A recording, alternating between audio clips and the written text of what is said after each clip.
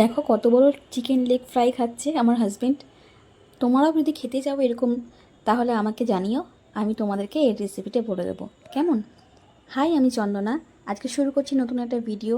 আমার ভিডিওতে তোমাদের সকলকে স্বাগত জানিয়ে শুরু করছি আমার ভিডিওটা। দেখো, আজকে আমি তোমাদের সঙ্গে শেয়ার করব দুটো রেসিপি। এটা হচ্ছে ছাতু। এটা আমি প্রায় সময় সকালবেলায় খেয়ে থাকি। এটা খেলে একটু পেটটা ভরা থাকে, আর যেহেতু আমি ডায়েট করছি তোমরা জানো, সেই জন্য আর কি ছাতুটা খাই বেশিরভাগ সময়। আর এটা দেখো, চিংড়ি মাছ বাছছি আমি। তোমরা যারা চিংড়ি মাছ খাও বা খেতে ভালোবাসো তারা কীরকমভাবে মানে বাছো সেটা আমি ঠিক জানি না। আমি যেভাবে বাছি আর কি সেটা বলছি। দেখো, এই যে চিংড়ি মাছের মধ্যে, এর মধ্যে একটা শিরা থাকে, নোংরা। এটা এটা আমরা খাই না। এটা কিন্তু এটা কিন্তু আমরা ফেলে দিই, ঠিক আছে? তারপরে দেখো, আজকে আমি তোমাদের সঙ্গে শেয়ার করব একটা দুটো রেসিপি। এটা প্রথমে করছি হচ্ছে কচু শাক রান্না করব আজকে। দেখো, কড়াইতে আমি তেল দিয়েছি, সর্ষের তেল। তার মধ্যে দিয়েছি শুকনো লঙ্কা, আর দেবে তোমরা পাঁচফোড়ন। পাঁচফোড়নটা আমি স্কিপ করে গেছি, প্রথমে আমি পরে দিয়ে দিয়েছিলাম, কিন্তু তোমরা শুকনো লঙ্কা দেওয়ার সময় পাঁচফোড়নটা দিয়ে নেবে। কারণ আমি যখন চিংড়ি মাছটা করব আমি কিন্তু এর সঙ্গেই মশলাটা দিয়ে দেবো। আমি আলাদাভাবে চিংড়ি মাছটা ভেজে নিয়ে তুলে নিয়ে তারপরে মশলা কষাবো না, একবারেই করব। এবার দেখো, চিংড়ি মাছটি ভালো করে লাল লাল করে ভাজবো। এটা ভাজা হয়ে গেলে এর মধ্যে আমি মশলাগুলো অ্যাড করব। এবার কী কী মশলা দেবো দেখো, এই যে পাঁচফোড়নটা দিয়ে দিলাম, এটা কিন্তু তোমরা আগে দিয়ে দেবে মশলা। এবার দেবো মশলাগুলো। তো দেখো কী কী মশলা দিচ্ছি।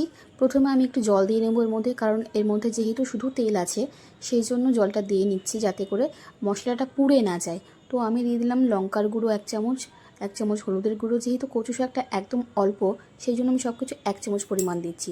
দিয়েছি ধনের গুঁড়ো 1 চামচ, জিরের গুঁড়ো 1 চামচ, আর দিয়েছি হচ্ছে পরিমাণ মতন নুন, ঠিক আছে?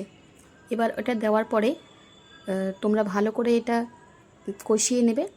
আর একটা বলি, কচু শাকটা আমি কিন্তু প্রেসার কুকারে সেদ্ধ করে নিয়েছি, একটা সিটি মেরে নিয়েছি। আর কচু শাকটা যখন সেদ্ধ করেছি তখন ওর মধ্যে সামান্য একটু জল দিয়েছিলাম, আর দিয়েছিলাম একটু নুন।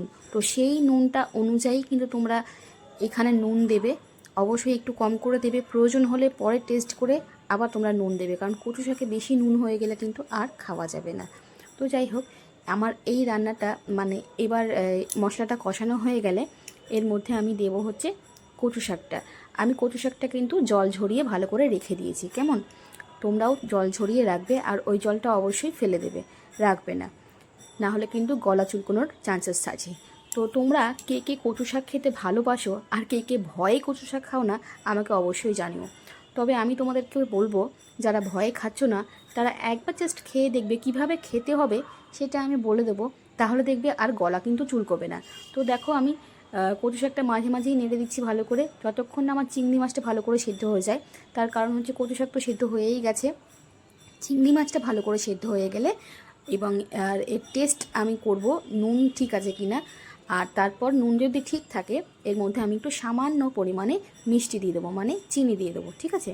এবার তোমরা চিনিটা নাও দিতে পারো, তো একটু চিনি দিলে টেস্টটা ভালো আসে।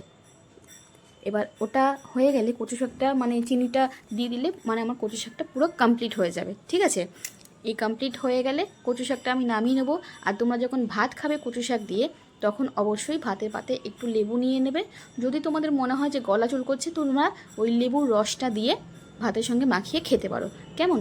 তারপরে দেখো, ওই কড়াইয়ের মধ্যেই আমি তেল দিয়েছি, তারপরে দিয়েছি পেঁয়াজ কুচি এবং দিয়েছি এর মধ্যে নানান রকমের সবজি।